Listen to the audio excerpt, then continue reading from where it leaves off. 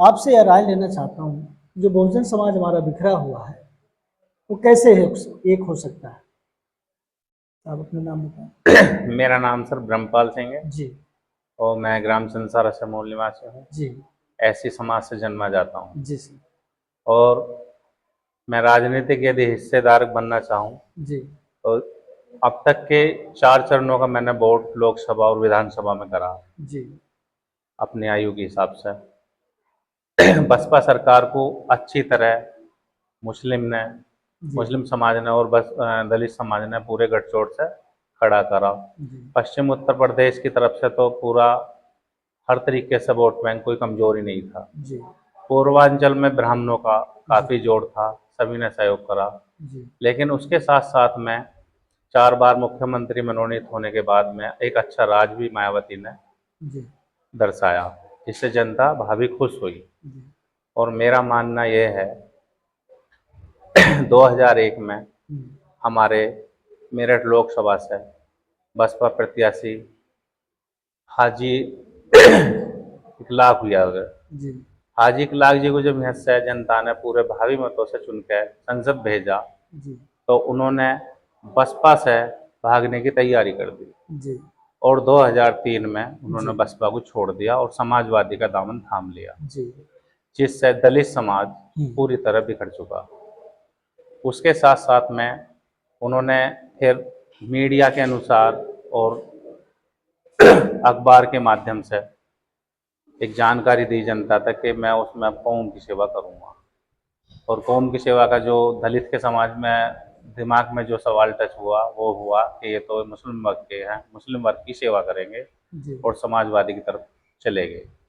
उसके बाद में सब कुछ चलने के बाद में धीरे धीरे धीरे धीरे फिर बसपा ने अपना वही स्तर बनाना चाहा और जनता के बीच में आई।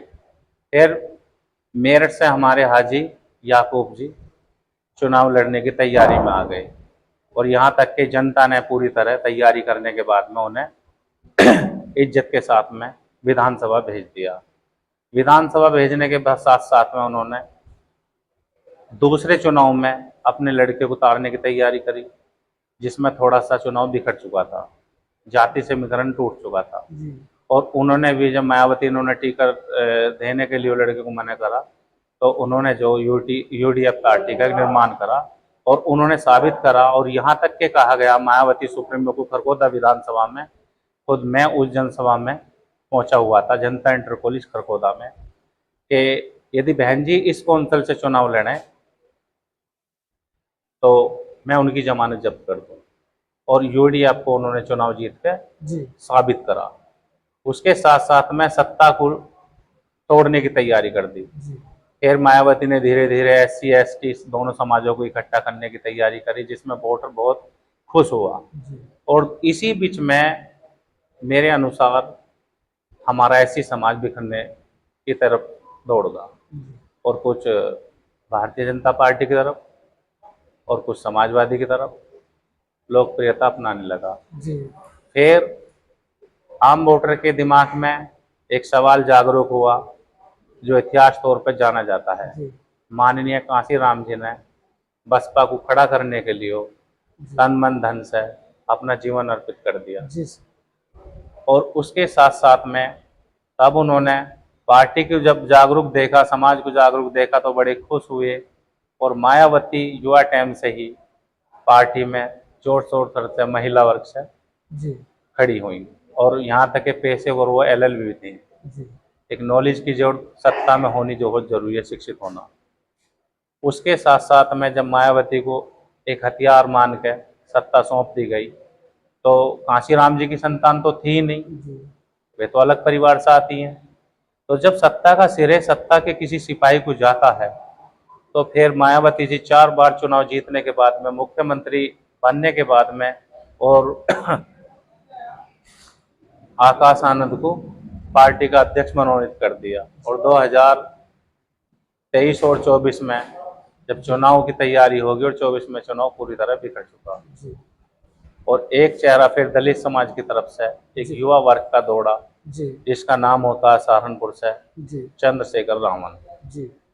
और उस चुनाव को नगीना सीट बिजनौर से लड़ाने के लिए जी पूरी तैयारी सारी पार्टियों ने ऐसी रची जी कि इसको हम संसद नहीं भेजेंगे। यहाँ तक कि समाजवादी ने भी, भारतीय जनता पार्टी ने भी, जी सारे दलों ने, और यहाँ तक कि इंडिया गठबंधन ने भी, और उससे कंप्रोमाइज भी करना चाहा इंडिया गठबंधन ने कि आप हमारी तरफ से चुनाव लड़ो, लेकिन आरक्षित सीट होने के कारण जी नगीना सीट से जनता ने, यहाँ तक कि बाहुबली जो समाज होता है मुस्लिम वर्ग, एक चेहरा साबित हुआ जी और उन्होंने संसद में भेजा।